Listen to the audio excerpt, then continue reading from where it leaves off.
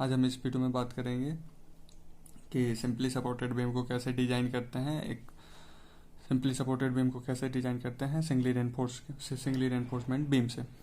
तो यहाँ क्वेश्चन दिया गया है, a reinforcement concrete beam is simply supported over a clear span of 6 metre. Clear span मतलब एल जो दिया गया है, एल जो दिया गया है वो क्या दिया गया है, 6 मीटर का दिया गया है। The beam carry A super impose load, W जो कैरी कर रहा है, वेट जो कैरी कर रहा है वो कर रहा है 10 किलो न्यूटन मीटर का।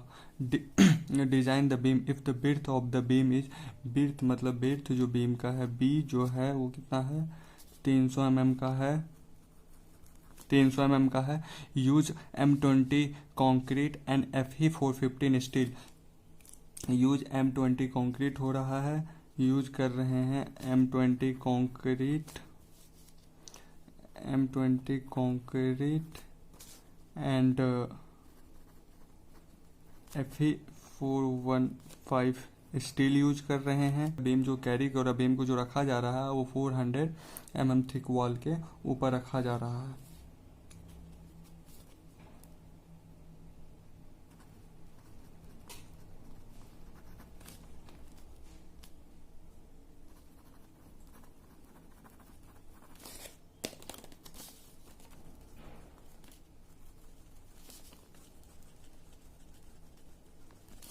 ठीक वॉल के ऊपर रखा जा रहा है। अब सुपर इम्पोज लोड क्या होता है? सुपर इम्पोज लोड जो होता है, जो फ्लोर का लोड हो गया या लिव लोड हो गया, मतलब लोग चल जो आते होते हैं वो सब का लोड हो गया, वो सुपर इम्पोज लोड हो जाता है। और सेल्फ वेट जो होता है किसी भी बीम का या किसी भी चीज़ का खुद का सेल्फ वेट होता है, उसको सेल्फ वेट कहा जाता है। सेल्फ लोड जो होता है सेल्फ वेट कहा जाता है। और सुपर इम्पोज लोड जैसे फ्लोर का लोड हो गया, और फ्लोर का लोड हो जाता है, और क्या कहते हैं, कोई आदमी आता है या मशीन रखे हैं तो वो सब का लोड हो जाता है, तो वो सुपर इम्पोज लोड हो जाता है। जो M20 स्टील का जो होता है, M20 स्टील का जो हम लोग टेबल से देखते हैं, तो उसका जो सिग्मा CBC होता है, मतलब मैक्सिमम कॉम्प्रेसिव स्ट्रेस जो होता है, मैक्सिमम कॉम्प्रेसिव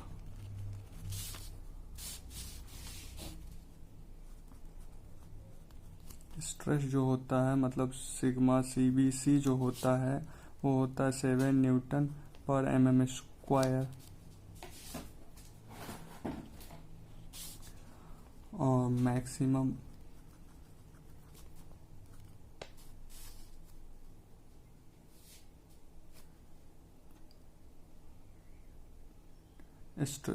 स्ट्रेसेस इन टेंसाइल स्टील जो होता है, सिग्मा ST जो होता है वो होता है M20 कंक्रीट का, सॉरी FE 415 स्टील का जो होता है वो 230 न्यूटन पर mm स्क्वायर होता है। अब सबसे पहले हम लोग कैलकुलेट ऑफ डिज़ाइन कांस्टेंट हम लोग सबसे पहले कैलकुलेट करेंगे।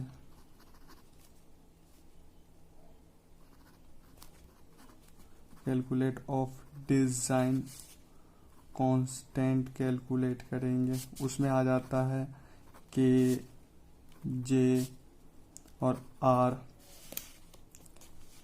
के जो होता है उसका न्यूट्रल एक्सिस, मतलब के जो होता है, के का वैल्यू निकालेंगे पहले, तो M sigma CBC upon M sigma CBC plus sigma ST।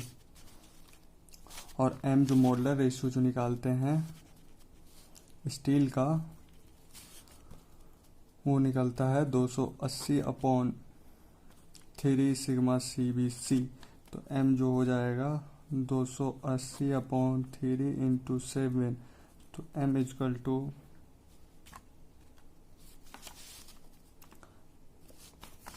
280 divided 3 into 7 जो हो जाएगा 13.33 हो जाएगा।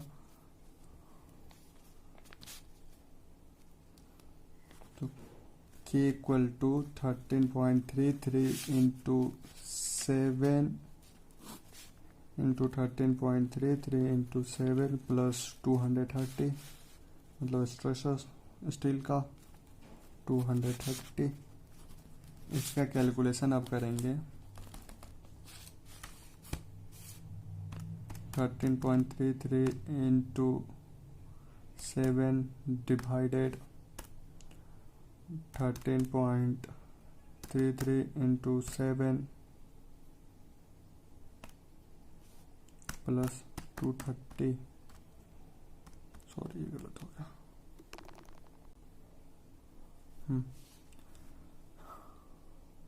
13.33 इंटू 7 प्लस 230, ये हो जाएगा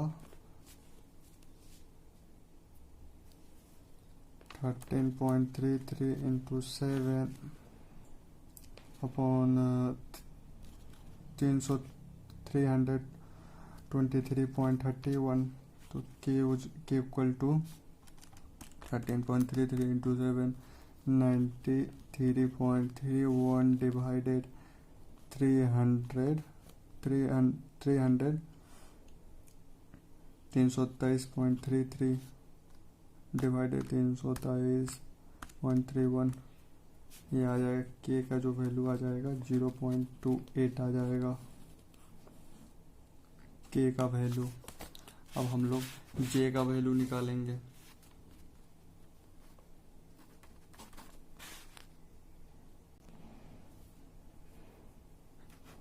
जे का वैल्यू निकलेगा जे इक्वल टू 1 माइनस के अपॉन 3, तो जे इक्वल टू 1 माइनस के का वैल्यू जो हम लोग को पता है 28/3, इसका कैलकुलेशन करेंगे तो 1 माइनस 0.096 हो जाएगा, तो जे इक्वल टू 1 माइनस 0.096, इसका आ जाएगा 0.9904 जे का वैल्यू।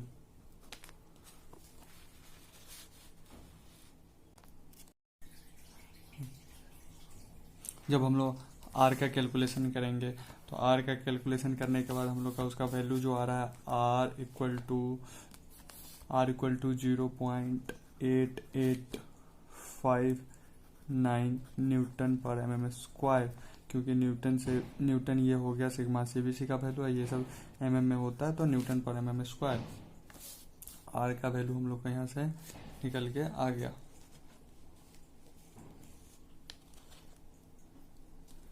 आर का वैल्यू यहाँ से निकल के आ गया। अब उसके बाद हम लोग क्या करेंगे, इसमें डेप्थ तो दे नहीं रखा है, सिर्फ ब्रेड्थ दे रखा है, तो हम लोग एक डेप्थ मान लेते हैं। तो डेप्थ एज्यूम कर लेते हैं, एज्यूमिंग टोटल डेप्थ जो हम लोग करते हैं वो कैसे करते हैं वो देखने की बात है, देखते हैं। एज्यूमिंग जो करते हैं, assuming total depth of the beam जो करते हैं वो L/10 से करते हैं, मतलब जितना बीम का लेंथ रहता है उसके 10 से हम लोग डिवाइड दे देते हैं। तो L/10 से जो करेंगे तो जो लेंथ जो है बीम का वो क्या है, मीटर में है, तो हम लोग उसको mm में चेंज कर लेंगे। तो ये हो जाएगा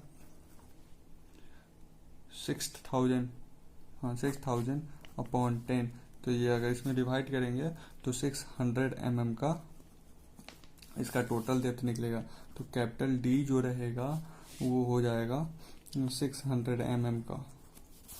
उसमें हम लोग एज्यूमिंग इफेक्टिव कवर जो है वो हम लोग 40 mm का मान लेंगे।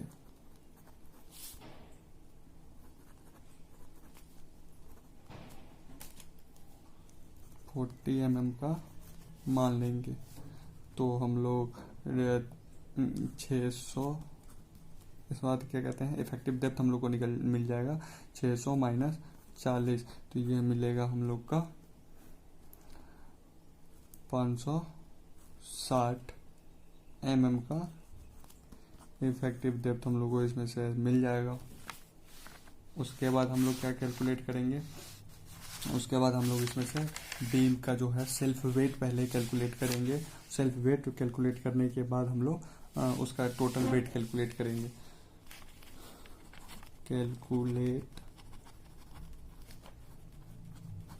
Self weight,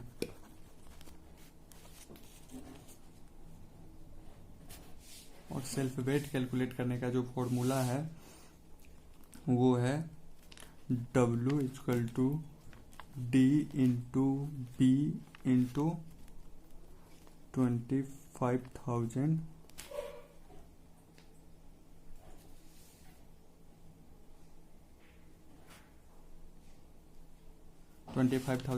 Newton metre. 25,000 जो है न्यूटन मीटर जो है ये RCC का यूनिट है। तो W इक्वल टू हम लोग अभी डेप्थ निकाल रहे हैं 600 mm का, तो इसको मीटर में हम लोग चेंज कर देंगे, तो ये हो जाएगा 0.6 इंटू 6। ब्रेड्थ जो हो जाएगा कितना था, ब्रेड्थ जो था 300 mm का था, 300 mm का था, तो उसको हम लोग मीटर में चेंज कर देंगे, तो 0.3 इंटू 25,000। W इक्वल टू, अब कैलकुलेशन करेंगे, 0.6 इंटू 0.3 इंटू 25,000, जो वेट निकल के आएगा वो 4,500 न्यूटन मीटर में निकल के आएगा। अब हम लोग वेट और कैलकुलेट सेल्फ वेट हम लोग कैलकुलेट कर लिए हैं बीम का। अब हम लोग कैलकुलेट करेंगे कैलकुलेट द टोटल वेट। अब उसी के साथ साथ हम इसमें कैलकुलेट कर लेंगे bending moment. Calculate the total weight of beam and bending moment.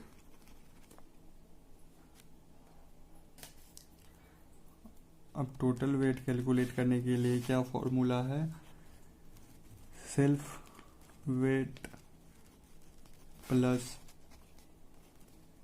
Super imposed load. तो W equal to self weight हो गया 4,500 प्लस सुपर इम्पोज लोड कितना का है, सुपर इम्पोज लोड जो है वो 10 किलो न्यूटन मीटर का है, उसको हम लोग किलो न्यूटन का है, तो हम लोग उसको न्यूटन मीटर में चेंज करेंगे, तो उसको हम लोग 100 से मल्टीप्लाई करेंगे, तो कितना हो जाएगा 10 इंटू 1000 से मल्टीप्लाई करेंगे, 1000 से मल्टीप्लाई करेंगे। जब हम लोग 1000 से मल्टीप्लाई करेंगे तो न्यूटन मीटर में चेंज हो जाएगा, तो 1000 से मल्टीप्लाई करेंगे तो 10,000 हो जाएगा।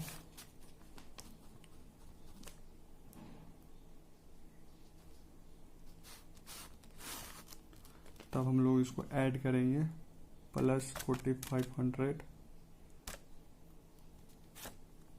तो ये आ जाएगा टोटल वेट जो निकल के आएगा, total weight equal to 14,500 newton metre.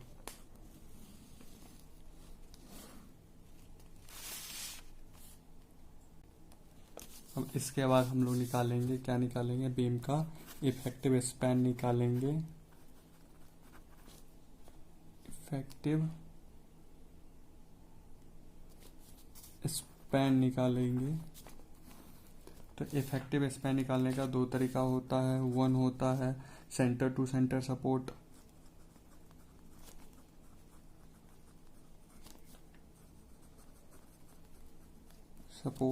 मतलब सेंटर टू सेंटर सपोर्ट जो होता है वो कैसे होता है, मतलब कि 400